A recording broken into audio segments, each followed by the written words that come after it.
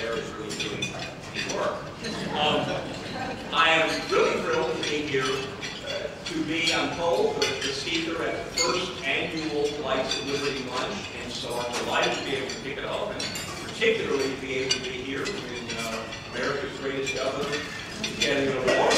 I agree with it all. I hope that Gary Johnson's service to the country is not finished yet.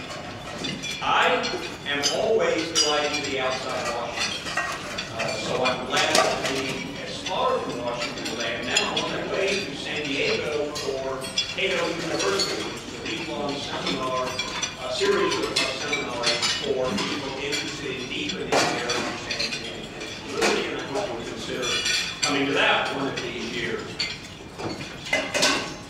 Ever since I wrote Libertarianism, a primer people have asked me when you will do another book, and so I'm pleased to tell you today, if you've been wondering that I have a new book idea. It's sort of a takeoff on all those Windows for Dummies books. It's called Tax Tips for Democrats. I went out and I asked leading Democrats to tell me things they think people, especially Democrats, need to know about paying their taxes. And I was very grateful that so many Democrats were willing to give me advice on what people ought to know. For instance, I went to Charlie Rangel, chairman of the House Ways and Means Committee. What do people need to know about their taxes? And he said, people need to know that when you get $1,000 a night in rental income from your villa in the Dominican Republic, you have to pay taxes on it. And then I went to Tom Daschle, the former Senate Majority Leader, and I asked him for a tax tip. And he said, when a business associate gives you $80,000 in consulting fees, you have to pay taxes on it. And then I went to Tim Geiger, the Secretary of the Treasury, and I said, what should people know? And he said, when your employer gives you extra money to pay your Social Security taxes, and you sign a form acknowledging that's what the money is for, you actually have to pay it. So I'm hoping that the book will be very useful to Democrats. You know, some people say the best thing about electing a Democratic president is all the tax revenue we get from their cabinet appointees now have to actually pay. But it seems to me, in this regard, that Tom Daschle was treated very unfairly. Daschle only paid his taxes to get a cabinet position. So since he gets a position, shouldn't he get his $140,000 back? Well, as Karl Marx would have put it, that's the farce of what's going on in Washington today. The rest of what I'm going to talk about is practice. And my speech is titled Freedom in Christ. And I think freedom is indeed under assault in America today. But I don't want to tell you that it is only under assault for the past 6 months. The fact is, I get that a lot in Washington. The fact is that freedom's been under assault for a long time. We went through a lot in the past 8 years. We dealt with the excesses of the Patriot Act, the intrusion of the federal government into local decisions about schools, end-of-life choices, marriage law, the biggest expansion of entitlements in 40 years, a law to sharply restrict political speech, the steady accumulation of power in the executive branch and in the power and in the person of the president, the assertion and exercise of the president's power to arrest and incarcerate Americans without access to a lawyer or a judge, an increase in federal spending of more than $1 trillion over the 8 years of the Bush administration, and a near doubling of the national debt, and all of that was before the last 100 days of Bush administration. You know, people talk a lot about the first 100 days of presidency, the first 100 days of FDR, maybe the first 100 days of LBJ, certainly the first 100 days of Barack Obama. But the last 100 days of Bush administration was the scary part. The past 9 months or so, I think, there's just been one assault on freedom and capitalism after another. And I think back in September and October especially, a lot of us were just feeling shell-shocked by one blow free market capitalism after another. Federal takeover. The federal, okay. federal takeover of Fannie Mae and Freddie Mac. Nobody ever complains in Washington that I don't talk loudly. I'll use this microphone. What were we hit with over the past few months, the last few months of 2008? The collapse and takeover of Fannie Mae and Freddie Mac, the bailout of AIG, the all power to Henry Paulson plan, the collapse of Washington Mutual, congressional passage of the all power to Paulson plus support plan, the sharp drops in the Dow Jones average, the Federal Reserve Board's unprecedented decision to lend directly to non-financial companies, the government's partial nationalization of major banks, Paulson's announcement that he would use his TARP money for something other than what he had asked Congress to authorize, the automobile bailout in direct defiance of a congressional vote, and so on and so on. And there was no time to fight any of these initiatives. Most of them were just announced on Monday morning. The Secretary of Treasury would come out and announce what he and the Chairman of the Federal Reserve had agreed to over the weekend. With the incumbent president in charge and both presidential candidates going along, and nobody in Washington willing to stand up to all these dire warnings of catastrophe, there was just no way to fight it. And I think defenders of capitalism were reeling. And then, adding insult to injury, was the constant reiteration in the media that a problem caused by the Federal Reserve, corporate tax law, and federal housing regulation could somehow be blamed on the free market or deregulation. And worse than that, at least for me, was the occasional article, like in Newsweek, that blamed libertarianism for the financial collapse, as if libertarians had some influence in the Clinton and Bush administrations that led up to this. In fact, of course, big government caused these massive problems, and when big government causes problems, it demands more money and power to fix them again and again. And if it can actually cause enough problems to be characterized as a crisis, well, so much for that. Because you know what happens in a crisis. An economist named Bob Higgs wrote a book 20 years ago called Crisis in Leviathan. And he said, a lot of people think that the federal government in the United States has sort of grown 1% a year since 1789. Well, that's not the way it has happened. It has tended to grow in times of war and economic crisis. That's when you get the government. Well, the government seizes powers and it never gives them back when the crisis is over. A couple of years ago, a left-wing author named Naomi Klein sold a lot of copies of a book called The Shock Doctrine.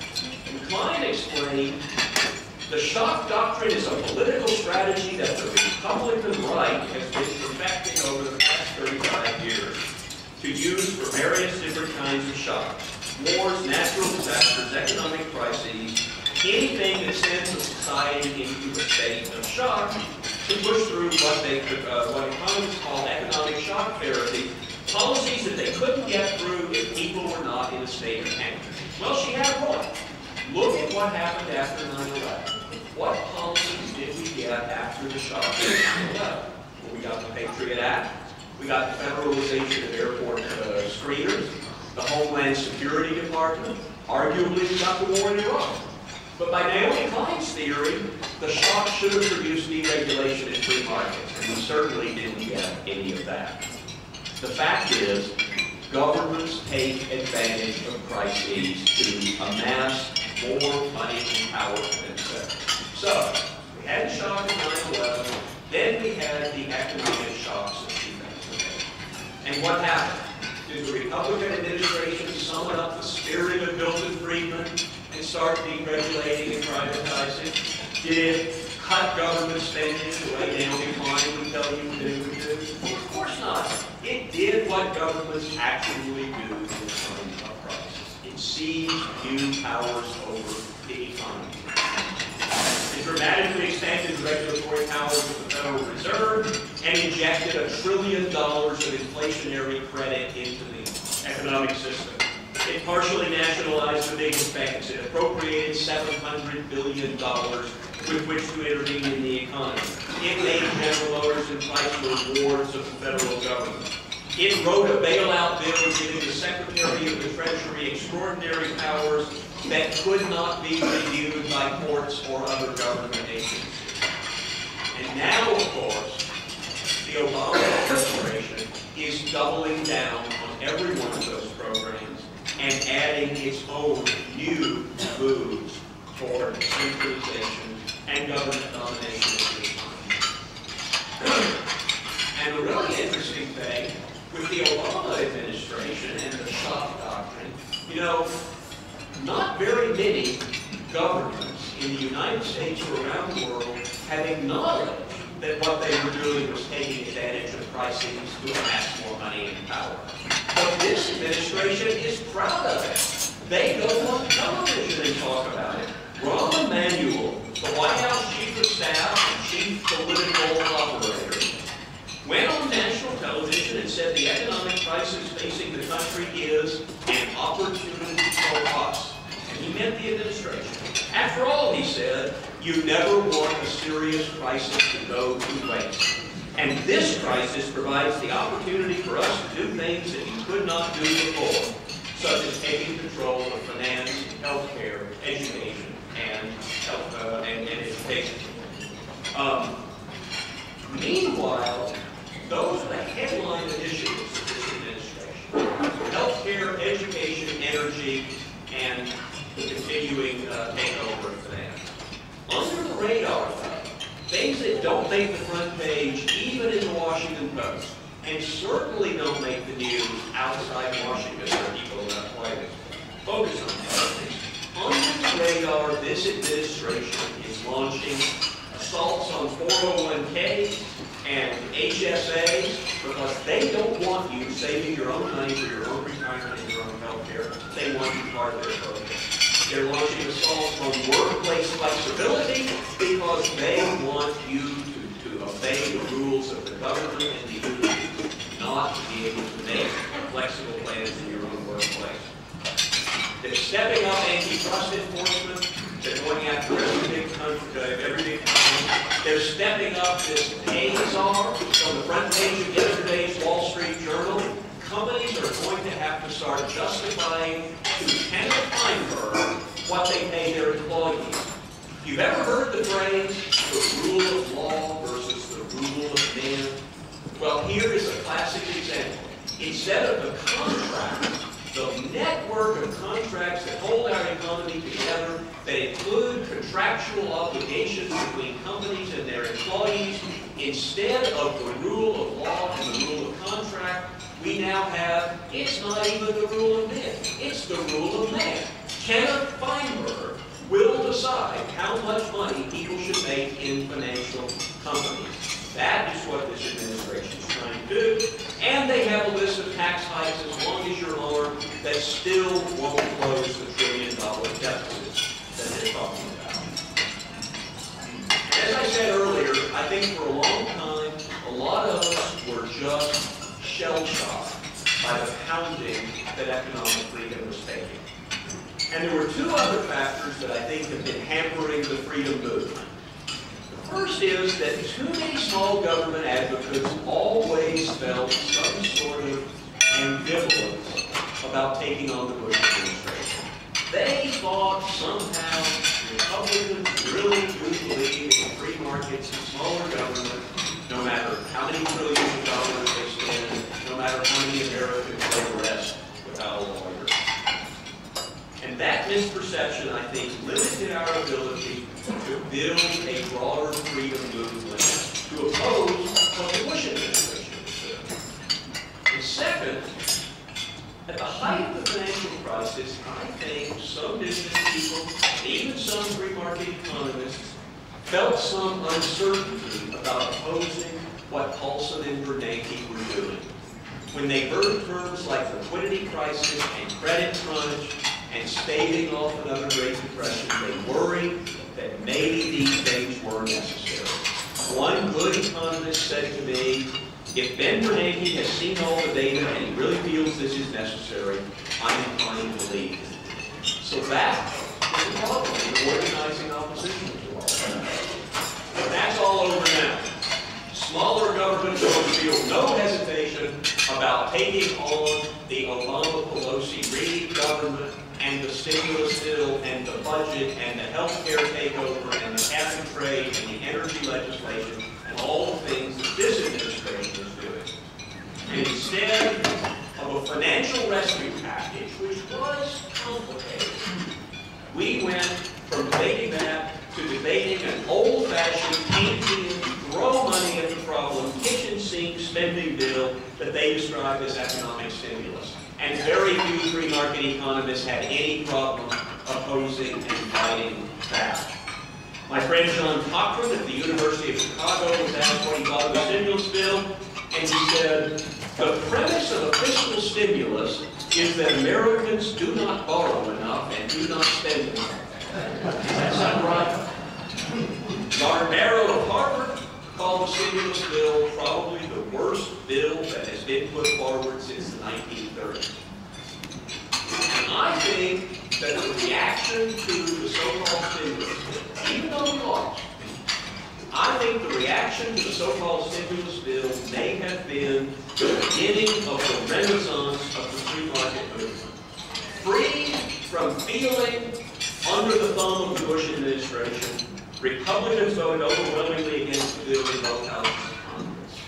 And libertarians played an important role in galvanizing opposition to this. I hope some of you saw the full-page newspaper ads that Cato Institute made in the Wall Street Journal, the New York Times, the LA Times, a lot of other newspapers. It showed more than 200 economists signing statements saying, we do not believe that more government spending is the way to improve economic performance.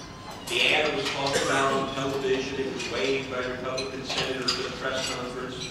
And I think it really did energize a lot of free enterprising Americans who felt like their voices hadn't been heard in national debate over the past 2 months.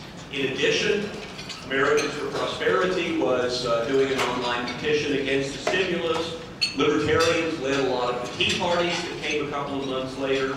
Freedom Works is planning a taxpayers' march on Washington to try to get all the Tea Partiers to go to one place in the National Mall.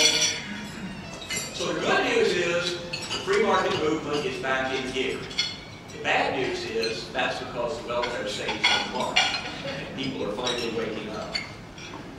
But I want to remind you today that we have faced dark days for American freedom before, and we have come through it.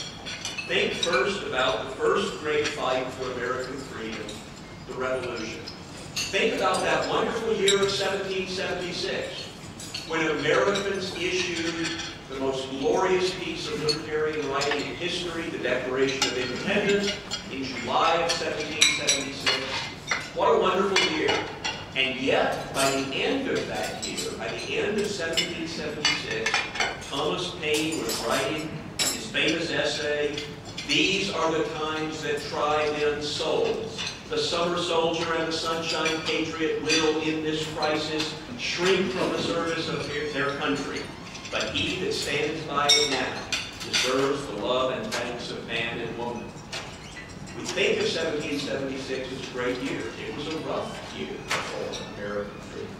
And 1 year after that, 1 year after Tom Paine wrote about the winter of discontent, just before Christmas in 1777, George Washington's army took up residence at Valley Forge near Philadelphia.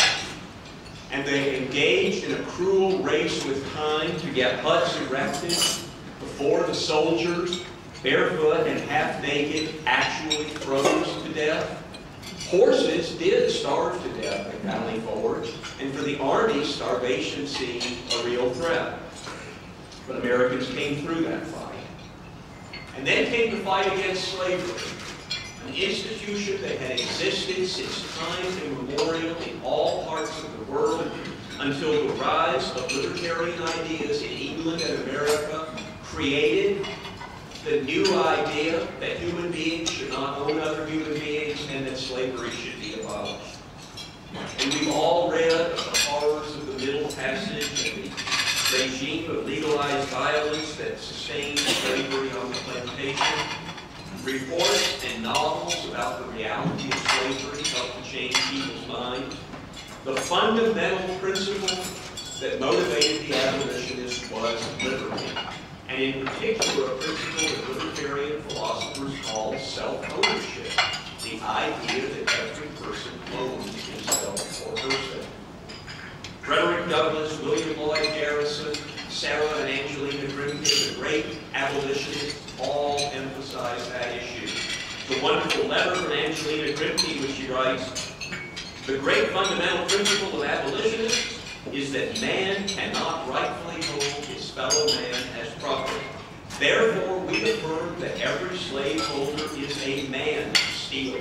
He is stealing the man from himself. A man is a man, and as a man, he has inalienable rights, among which is the right to personal liberty." Unquote. And Americans got through that crisis of freedom.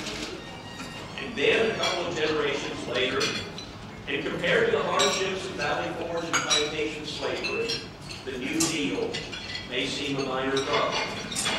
Franklin Roosevelt's New Deal presented a fundamental challenge to economic freedom and constitutional government. People in the 1930s were told the market has failed. They were told we have a crisis. They were passing pseudo-solutions in panic, very much like what we've been going through today. And the forerunners and founders of the libertarian movement reacted in horror to this experience. The great Chicago school economist Frank Knight told his younger colleague Friedrich Hayek that the New Deal represented a general movement of West European civilization away from liberalism to authoritarianism. The failure of the project of a society based on freedom and intelligence, the one fairly favorable chance ever seen in history, and the like of which will probably never be seen again. That is a guy who was profoundly depressed about the state of the country at that time. Isabel Patterson, a great writer in the New York Herald Tribune, said, "It's not true, as some people say, that the New Deal is like fascism. The New Deal is fascism." And then after about a dozen years of that, came World War II, the greatest war in the history of the world. And Harvard economist Joseph Schumpeter, looking at both the New Deal and what he thought was about to ensue, said, "I cannot help feeling that this will be the end of the American way of life." And we skip forward a couple of years to 1943. In 1943, America had been dealing with more than a dozen years of depression, New Deal, executive power, and now war. And in that terrible year of 1943, Europe is almost, Hitler controls Europe from Stalingrad to North Africa to the English Channel. The part of Europe not in the control of Hitler is in the control of Joseph Stalin. It's a terrible time for liberty and civilization. And in that terrible year of 1943, a few people stood up. And most notably, 3 remarkable women stood up that year and launched the modern freedom movement in America. Isabel Patterson, whom I just mentioned, published a book called The God of the Machine, in which she argued for economic freedom as a system that government could only throw clumsy interventions into. Rose Wilder Lane, the daughter of Laura Ingalls Wilder, than whom you could not get any more American, wrote a book called The Discovery of Freedom, in which she said there had been 3 great attempts to create a free society in the world. The world of Greece, the Islamic civilization of the Middle Ages, and now America. And she warned about what had happened to the Greek attempt at freedom, the Islamic attempt at freedom, and what she saw happening to the American freedom. And then the most powerful, the most well-received of the books of 1943 by these 3 remarkable women, Ayn Rand wrote a book called The Fountainhead. And that one, more than the others, obviously went on to be a huge bestseller, to attract thousands and eventually millions of people to the cause of freedom, to be a successful Hollywood movie, and so on. And those three women together, I think, brought together people who became eventually a movement to restore and expand freedom in America. The next year, reaching more academics, Friedrich Hayek wrote his book, The Road to Serfdom. This was a book that was supposed to be a small academic book, and it was more respected by scholars than these other books were, and yet it kept selling and selling and selling, and it got excerpted in the Reader's Digest, and there was a cartoon version in Look magazine, and so it reached a very wide audience too. 2 years after that, finally the war ended. The war ended with the welfare state firmly entrenched all over Europe and the United States, except the part of Europe that was now in the hands of totalitarians. And the year after the war ended, a man named Leonard Reed established the first free market bank, the Foundation for Economic Education. And that really was the beginning in those years of the modern movement to protect and expand freedom, particularly economic freedom. And now freedom is under assault again. I saw somebody handing out copies of the Newsweek cover, where Newsweek proclaims, "We are all socialists now." Well, that is an example of the kind of thing that we're facing today, both in Washington and in the national media. Statism is on the march, helped along once again by an atmosphere of crisis and panic, and it's easy to get discouraged. And it's easy to let the immensity of the challenge stop us.